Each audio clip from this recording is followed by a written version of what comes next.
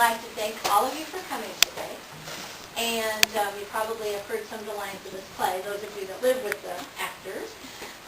So you're probably familiar with some of it. But it's called Hystorical Hysteria, and it is pretty hysterical. And the thing that I like about this play, a couple of things. One is there are lots of plays on words and lots of double meanings, which at this age is just the perfect age where they start beginning to understand that really well. And they think it's pretty funny, and they like to share it with other people, so they will enjoy that, as I'm sure you will enjoy hearing it.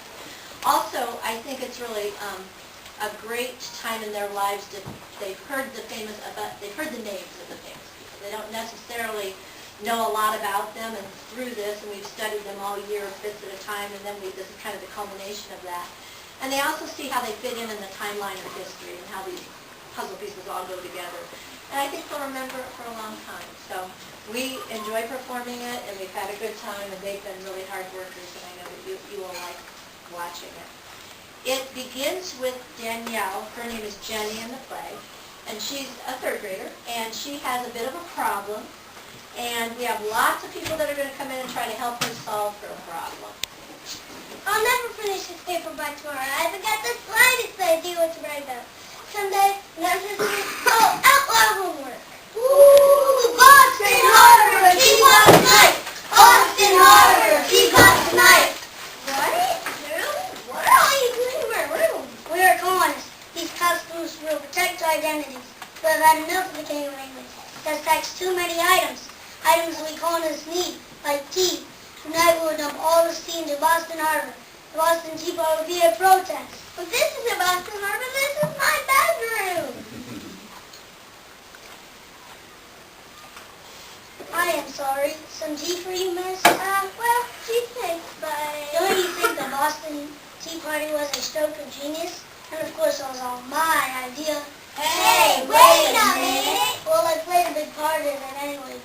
But Jenny, the tea party would make a wonderful topic for your paper. Your teacher would love it. To be all about me.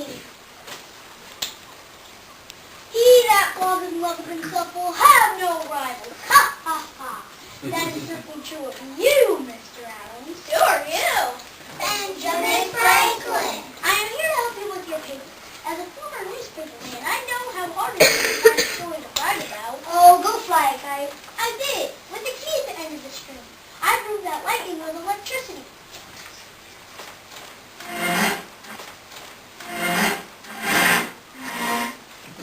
I like what you've done with my... Let's see, what else did I do?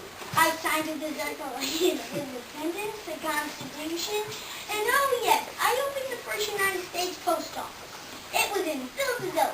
I gave it my stamp of approval. What are you folks doing? Stamping out your joke. And I invented the Franklin stove and bifocal glasses. I was an ambassador of France. Ah, Paris. Let me tell you, Jenny, what a lovely city, Paris. Of course, back then there were kings in France, and I was, of course. The British are coming! The British are coming! Oh no, who are you? Home to you, ma'am. My midnight ride would make a lovely thing for your home assignment. After all, I was the one who wanted to call and said the British were marching on Concord. I'm also Silver Smith by trade.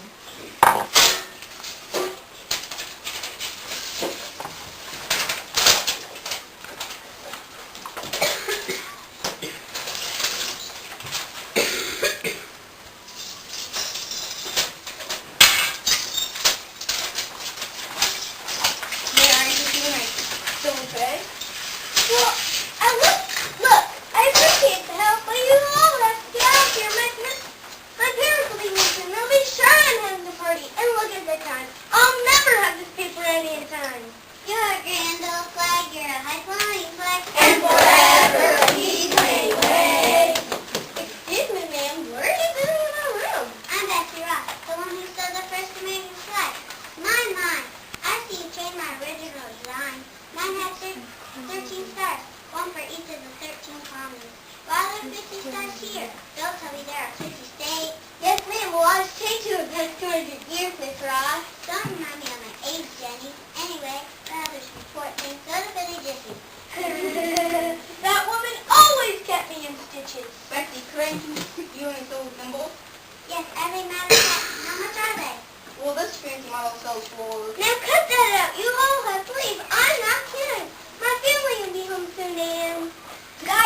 family knows more of fan man than I. I'm George Washington, the father of this country. That's a joke, son. Listen up! I need some respect. Now, I was born in Virginia. I had very little schooling, maybe 7 or 8 years. My favorite subject was arithmetic. Not that old story again. Jenny, if you're lucky, George will bore himself to sleep. Then you can always tell people George Washington slept. Tell people? I can't tell anybody about this. Understand that? I don't mean to sound ungrateful, but nobody will ever believe it.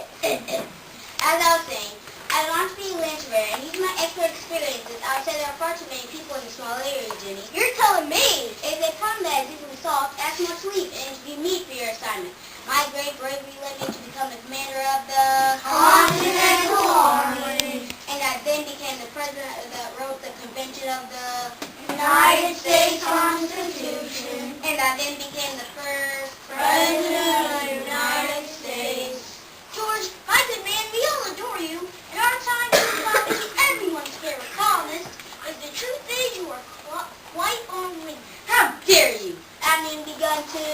Okay, folks, this is the next stop on the Underground Railroad. We'll take it for the night. For the night? The Underground Railroad? Sorry, miss, this isn't a subway and train station. This is my bedroom. Railroad, did you say? We need tokens to get on the train. And there's happens to have some tokens that I made myself. Nice try, Paul, but that's impossible. Huh? There are no trains in our day. You would never have made tokens. I'm afraid you have all misunderstood. I know this is not a train station. The Underground Railroad was a series of safety stops for slaves. As they escaped from the south, they stopped at the Underground Railroad safety station and made their way to the north. And freed. Oh, I've heard of you. Isn't your name Shower Person or something like that? Come in, Harriet, come in. I'll be glad to help you with your paper. Now, let's see. I was born as a slave. I escaped from slavery in 1849, but my freedom couldn't be much unless I helped others get free. So I guided more than 300 slaves to freedom, to the Underground Railroad. It's very nice to meet you, dear.